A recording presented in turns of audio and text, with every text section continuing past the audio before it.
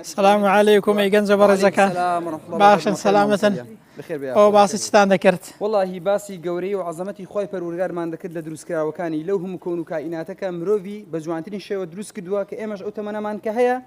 بجوانتين شو بركين لخدمتي خوي پروردگار كاركي زور ساكتان كردوا مجدتان لبيت خوي جورا لحديث قدسي دا فرميت اگر بندكانم لناو كوملك دابيكوا باسي ممكن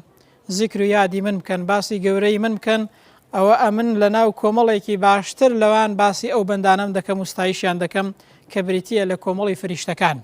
خوای پەروەردگار لە هەموو شتێک زیاتر ئەوەی پێخۆشە کە باسی ناز و نیعمەتەکانی بکەی باسی یەکتاپەرستی بکەی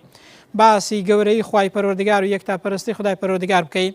هەر کۆمەڵێک هەر کەسانێک باسی خوای پەروەردگار بکەن بەیەکەوە باسی ناز و نیعمەتەکانی بکەن باسی گەورەی بکەن ئەوە دەبێتە مای ئەوەی کە خوای گەورەش لەناو کۆمەڵی فریشتەکان بە چاکە باسی ئێمە بکات باشترین شت ئەوەیە کە ئینسان باسی ناز و نیعمەتەکانی خوای گەورە و گەورەی خوای پەروەردگار بکات زیکر و یادی خوای گەورە بکە خوای گەورەش باسی ئێمە دەکا بە چاکە خوا بمان گێڕی لەو جۆرە کەسانە هەموو لایەکی ئینشاء الله. آمين. واتزای جنابی